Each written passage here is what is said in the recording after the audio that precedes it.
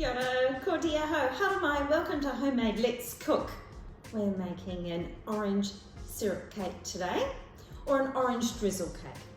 Very similar, of course, to your lemon drizzle cake or lemon syrup cake, but we're using oranges today, just for something a little bit different. We're going to start with 125 grams of margarine or butter. Butter must be softened, of course. And then we've got 3/4 of a cup of sugar. Now I'm using white sugar today. And we'll just cream that together until combined. Right, so we've creamed that together. Going to add 2 eggs. Also going to use yogurt today. Going to use Greek yogurt instead of using milk.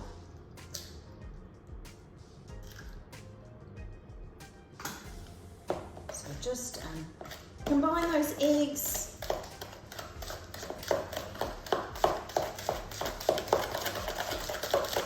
And that won't take too long to come together either. I've pre-prepared our oranges, so I have zested 1 large orange, and it's given me about 1 tablespoon of orange rind, and that's quite fine as well. And I've also juiced just 1/2 of a large orange. So the next thing I'm going to put in is our flour. I've got 1 cup of self-raising flour and 1/2 cup of plain flour. Now I'll just start to combine that, but not too much, because then I'm going to add in the juice and the zest.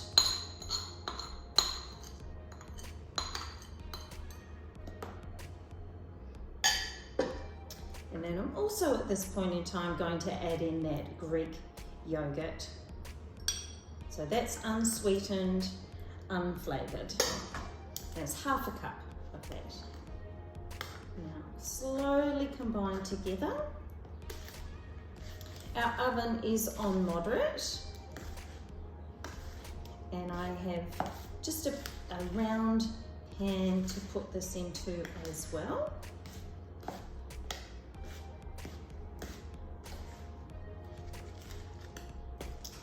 Start to come together.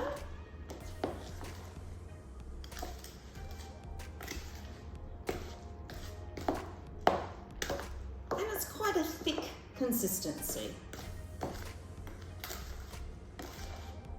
A little bit like our whoopie pie mixture we had the other day. And didn't they taste fabulous? Mind you, they were quite large. Really could have made them half the size.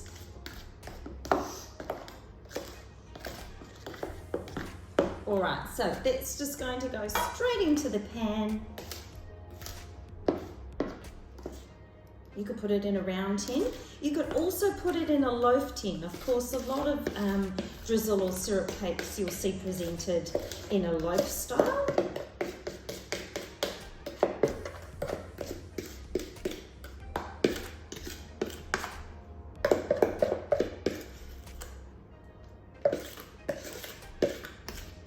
And our cooking time for this probably be at least 1/2 hour, but check on it. The thing that sometimes tends to happen with some of these cakes that you cook with yogurt is they tend to brown quite quickly on the top. I don't know if you found that yourself. So you have to be a little bit prepared for that to be a little bit browner on the top. And it might not necessarily be cooked in the middle. But of course a cake tester will sort that question out for you.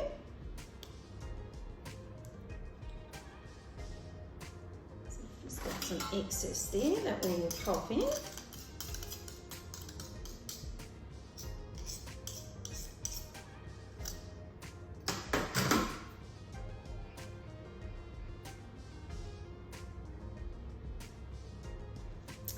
There we go. Smells amazing. So that's going to go straight into the oven, and we'll pop back after it's cooked But in the meantime, we're actually going to start preparing our syrup. Sometimes you can combine it and then pour it straight over the top, but we're actually going to do it on the stove top, and I'll do that shortly. I'll see you soon. At the stove, combine 1/3 of a cup of caster sugar and around 1/4 to 1/3 of a cup of orange juice. Stir until the sugar is dissolved. On a low heat, that only takes about a minute. Turn off the heat, remove from the stove, and you can allow it to cool. So our cake is now done, and as I said, it will be a little bit darker than you might be expecting on the top, but don't be too worried about that. Now, what we're going to do, while the cake is still warm, is we're going to cover it with our syrup. Now I'm just going to wait a few moments for the tin to cool down a little bit, but I've loosened the edges and I do have baking paper in the bottom. The easiest way to turn this out and then to flip it back out is to use 2 wire racks. So we'll just split the first one.